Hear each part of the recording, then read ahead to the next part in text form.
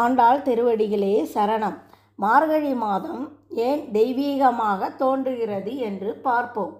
ஆயர்பாடியில் வறட்சிக்கான அறிகுறிகள் தெரிந்த பொழுது ஊர் மக்கள் எல்லோரும் தாம் குலத்தின் ஆச்சாரியரான கர்காச்சாரியரிடம் சென்று விண்ணப்பித்தனர். அதற்கு கர்காச்சாரியார், வரும் மார்கழி மாதத்தில் பிரம்ம முகூர்த்தம் சமயத்தில் உங்கள் அகத்தில் இருக்கும் கன்னி பெண்களை யமுனா நதிக்கு சென்று நதியின் கரையில் கார்த்தியாயினி தேவியின் வடிவத்தை அங்குள்ள மணலால் செய்து அம்மாதம் முழுவதும் வேண்டிக் கொண்டு வழிபாடு செய்யுமாறு கூறினார். அதற்கு ஊர் மக்கள் விடிய காலையில் கன்னி பெண்களை எப்படி தனியாக அனுப்புவது என்று கேட்டார்கள்.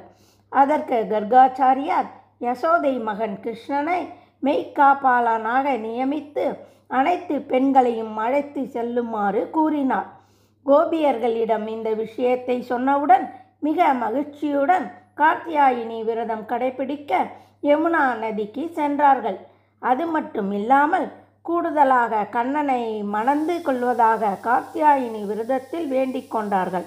இதுவே பாவை நோன்பின் சிறப்பானதாகும்.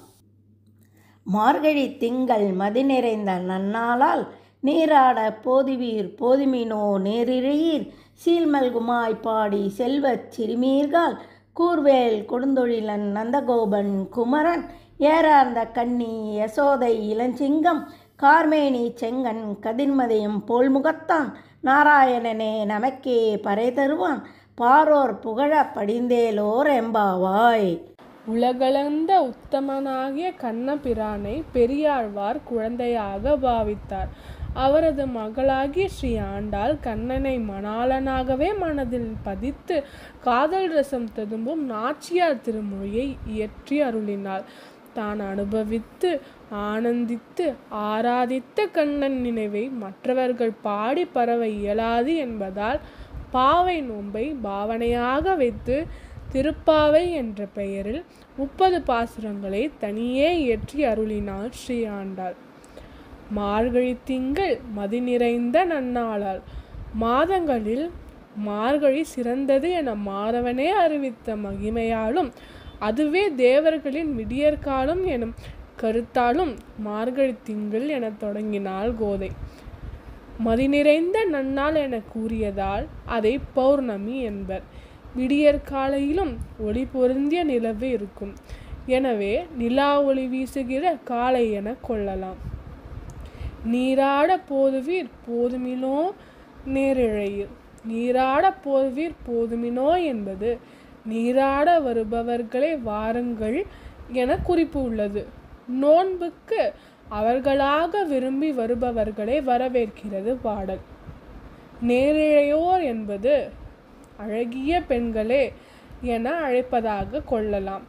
ஆயர்பாடியில் இருப்பவர்கள் சற்றே பொருளாதாரத்தில் மேம்பட்ட குடியை சேர்ந்த பெண்கள் என்பதால் சீர்மல்குமாய் பாடி செல்வ சிறுமீர்கள் என விளக்கப்பட்டுள்ளது. கூர்வேல் கொடுந்தொழிலன் நந்தகோபன் குமரன் ஏறார்ந்த கன்னி யசோதை இளஞ்சிங்கம். ஆயர்களுக்கு தலைவனாய் மக்களை காப்பதற்காக கூறிய வேலை கையில் வைத்திருக்கும் நந்தகோபனுடைய குமரன் கண்ணன். அவனே யசோதை பிராட்டியின் சிங்கக்குட்டி போன்ற இளஞ்சிறுவன். கார்மேனி செங்கன் கதிர்மதியும் போல்முகத்தான். அவன் கரிய மேனியையும் சிவந்த அழகிய கண்களையும் உடையவன். கதிர்மதியும் போல்முகத்தான் என்பது இரு கண்களால் ஏற்படும் ஒளி பொருந்திய முகம். ஒன்று சூரிய ஒளி, மற்றது சந்திர ஒளி. அதாவது துஷ்ட நிகிரக சிஷ்ட பரிபாலனமாகிய தீயோரை அழிப்பதும் நல்லோரை காப்பதும் ஆகிய இரு செய்கைகளுக்கும் 2 கண்கள் என்பதாகும்.